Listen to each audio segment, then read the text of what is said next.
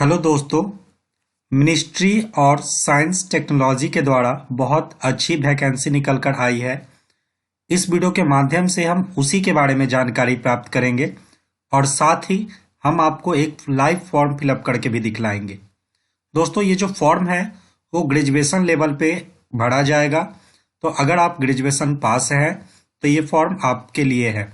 ये एक बहुत अच्छा है और इसमें जो सैलरी है वो भी बहुत अच्छा मिलेगा। तो वीडियो आपके लिए काफ़ी यूजफुल होने वाला है, तो वीडियो को अंत तक जरूर देखिए। और अभी तक आप हमारे चैनल पे नए हैं तो आपके प्यार और सपोर्ट की बहुत ज़्यादा ज़रूरत है। तो प्लीज़ हमारे चैनल को सब्सक्राइब कीजिए और वीडियो को लाइक कीजिए। आपका एक वीडियो हमारे लिए बहुत मोटिवेशन का काम करेगा। तो प्लीज़ वीडियो को लाइक कीजिए और अपने दोस्तों के साथ ज़्यादा से ज़्यादा शेयर कीजिए। इस वीडियो में हम अभी जानेंगे कि कैसे इसके लिए आप अप्लाई कीजिएगा और इसका जो अप्लाई डेट है वो कब तक है। दोस्तों, इसमें पदों की बात करें तो 444 जो है टोटल पद इसमें दिए गए हैं, जिसमें अप्लाई का जो डेट है वह 8/12/2023 से इस फॉर्म का अप्लाई शुरू कर दिया गया है।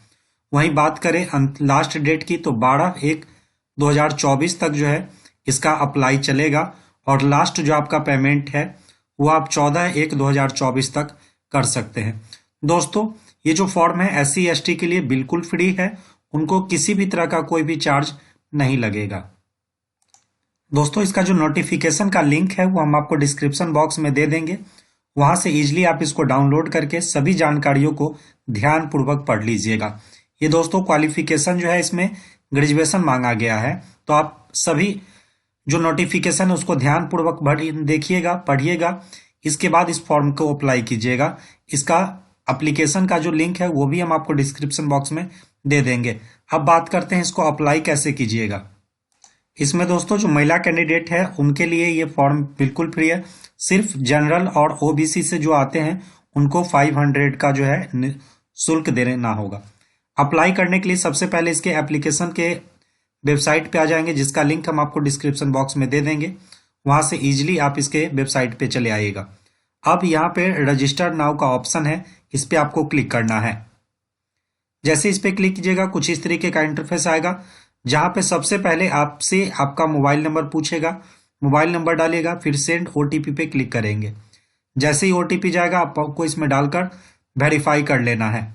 इसके बाद अपने ईमेल ID को डालिएगा, सेंड OTP पे क्लिक कीजिएगा और OTP डालकर वेरीफाई कर लीजिएगा।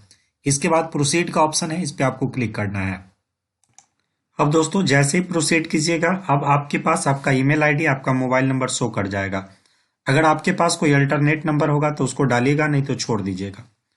अब आप यहाँ देखिएगा, सबसे पहले आपको जेंडर सिलेक्ट करना है।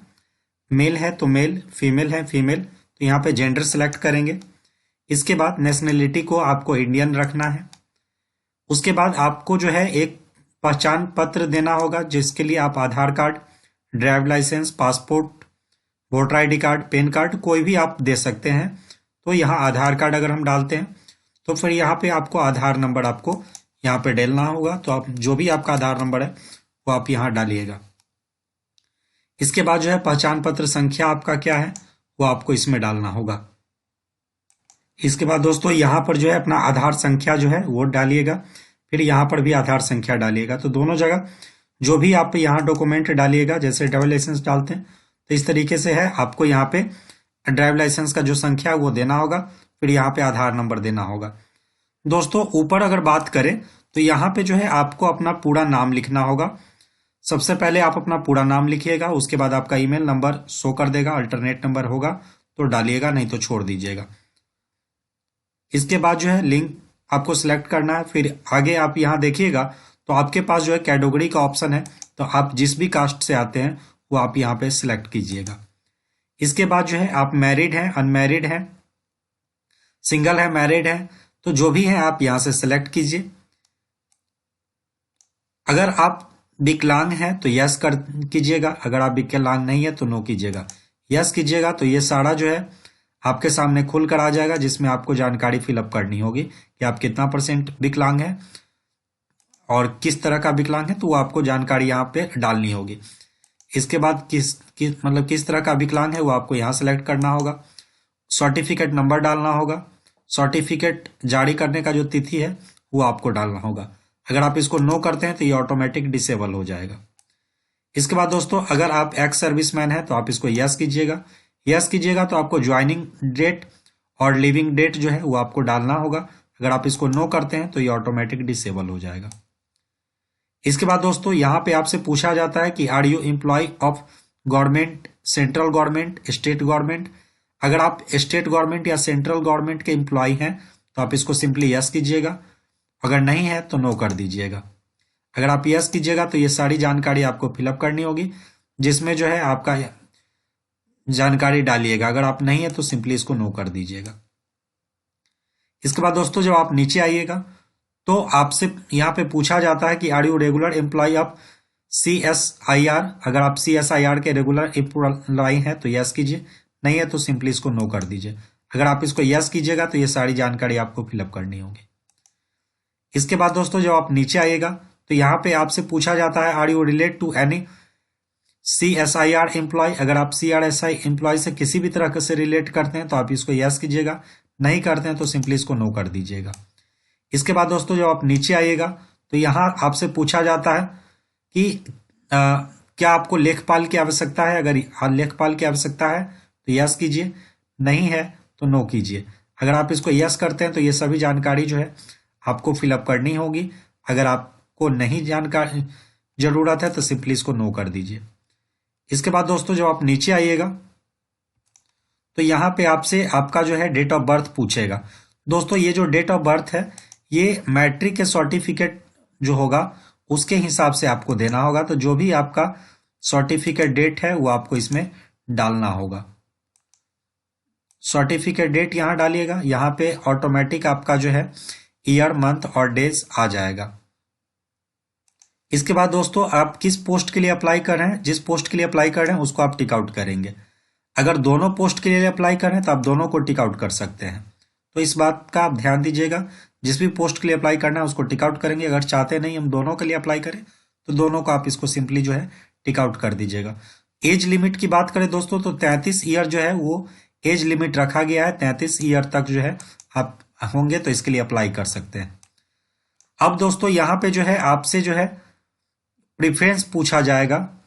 अब दोस्तों यहाँ पे अपने पोस्ट का चुनाव करना है। पोस्ट का चुनाव करने के लिए आप एक बार नोटिफिकेशन को जरूर देख लीजिएगा। नोटिफिकेशन में यहाँ पे स्पष्ट दिया हुआ है किस के लिए कितना पोस्ट है, तो यहाँ से आप देख लीजिएगा। इसके बाद जो है यहाँ पे आप चुनाव कीजिएगा।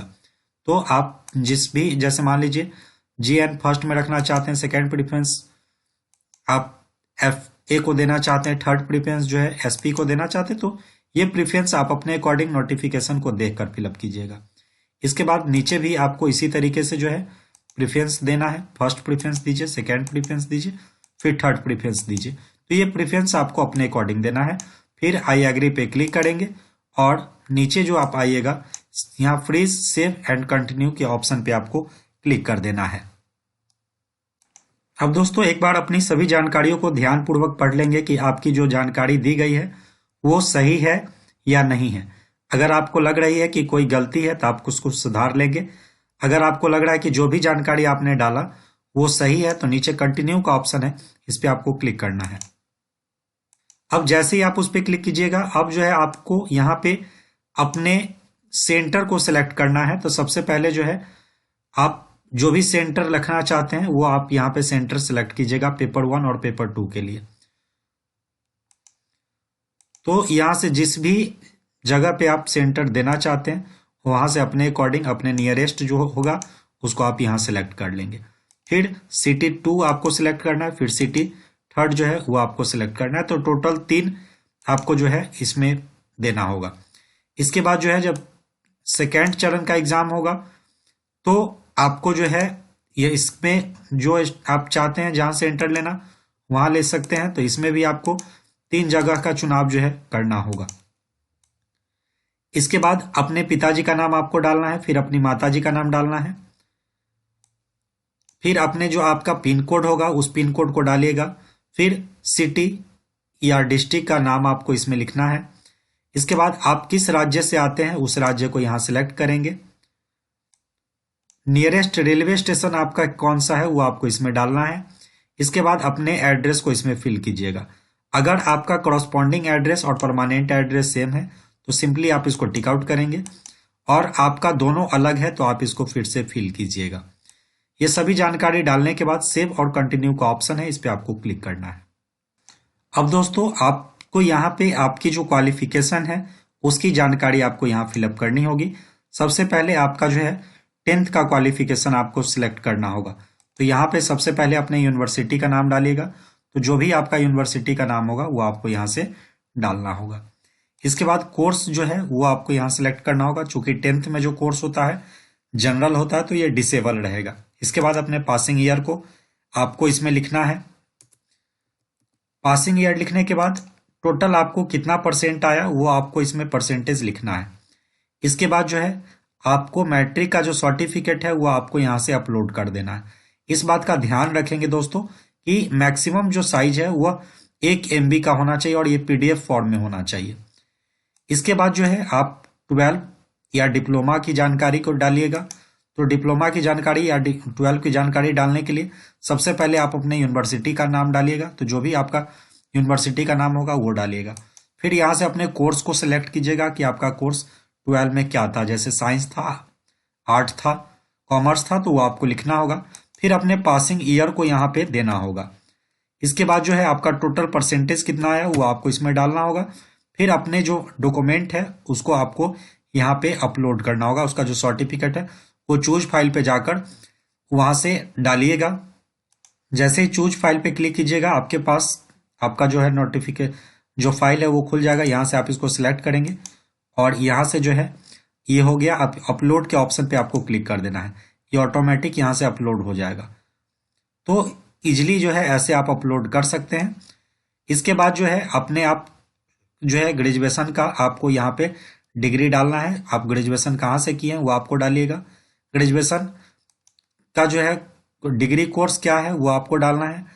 उसके बाद जो है अपने पासिंग ईयर को आपको इसमें डालना होगा। जो भी आपका पासिंग ईयर है वो आपको यहाँ से डालिएगा। इसके बाद जो है टोटल परसेंटेज कितना आया वो आपको इसमें डालना होगा। इसके बाद जो है अपने PDF को आप इसको इसमें अपलोड कर देना है।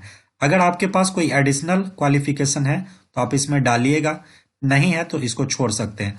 उसके बाद सबमिट का ऑप्शन है, इस पर आपको क्लिक करना है।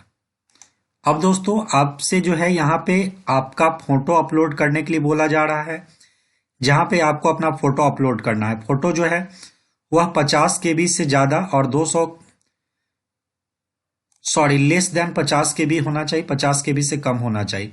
तो चूज फाइल पे क्लिक करेंगे और यहाँ से जो है आप अपने जो भी आपका फोटो है आप उसको सिलेक्ट कीजिएगा और इजीली जो है अपलोड वाले सेक्शन पे क्लिक करेंगे और अपने फोटो को अपलोड कर लीजिएगा।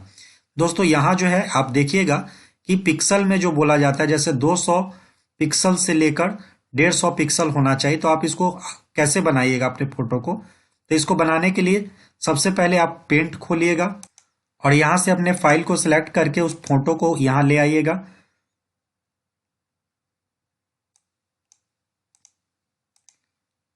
अब जितना बड़ा वहां से मांगा जा रहा है आप इस पे क्लिक करिएगा रिसाइज पे और इसको पिक्सल में कन्वर्ट कर दीजिएगा, इसको टिक आउट कर दीजिएगा। अब जितना पिक्सल वहां मांगा जाता है उस पिक्सल को डालकर यहाँ ओके कीजिएगा, फिर सेव कर लीजिएगा। आपका जो है फोटो तैयार हो जाएगा। अब दोस्तों यहाँ पे जो है आपका जन्म प्रमाण पत्र जो है वो आपको अपलोड करना होगा, या मैट्रिक का सर्टिफिकेट भी अपलोड कर सकते हैं, या डेट ऑफ बर्थ सर्टिफिकेट होगा उसको आप अपलोड कर सकते हैं। ये आपको PDF फॉर्म में अपलोड करना है जिसका मैक्सिमम साइज जो है 1 MB होना चाहिए। अपलोड करने के लिए चूज फाइल पे क्लिक करेंगे और यहाँ से अपलोड के सेक्शन पे क्लिक कर देंगे। यहाँ से इजीली ये अपलोड हो जाएगा। इसके बाद इसको टिक आउट करेंगे, फिर सबमिट के ऑप्शन पे क्लिक कर देंगे। यहाँ आपसे पूछेगा अंतिम रूप जमा करने के बाद प्रमाण पत्र विवरण में बदलाव नहीं किया जाएगा। तो ध्यानपूर्वक जो है एक बार जानकारी को देख लीजिएगा, फिर ओके करेंगे। अब दोस्तों जो भी आपको पेमेंट देना होगा यहाँ पे आपको पेमेंट दिख जाएगा। जैसे मैंने जनरल का डाला था तो ये 500 का दिख रहा है। तो जनरल और OBC अगर आप होंगे तो आपको 500 देना होगा। अदर अगर आप कास्ट से आते हैं तो आपको किसी भी तरह का कोई शुल्क नहीं देना होगा, या अगर आप महिला कैंडिडेट हैं तो किसी तरह का शुल्क नहीं देना होगा। सिंपली इसको पे नाउ पे क्लिक करेंगे। अब यहां से जो है आपको ये पेमेंट गेटवे पर लेकर चला जाएगा, जहां पे आप क्यूआर कोड की मदद से भी पेमेंट कर सकते हैं। क्यूआर कोड पे सेलेक्ट करेंगे और प्रोसीड नाउ पे क्लिक कर देंगे। अब ये खुल गया क्यूआर कोड, यहाँ से जो है आप इसको स्कैन करके पेमेंट कर सकते हैं। दोस्तों उम्मीद करते हैं आपको सारी जानकारी समझ में आई होगी। अगर किसी भी तरह का क्वेरी आपको रह जाता है तो आप कमेंट कर सकते हैं। मैं पूरी कोशिश करूंगा कि आपका जो क्वेश्चन है उसका जवाब जल्द से जल्द दे सकूं। वीडियो आपको अच्छा लगे तो वीडियो को प्लीज लाइक कीजिए और चैनल को सब्सक्राइब कीजिए। आपके सपोर्ट की बहुत ज़्यादा ज़रूरत है। वीडियो इतने देर देखने के लिए बहुत बहुत धन्यवाद।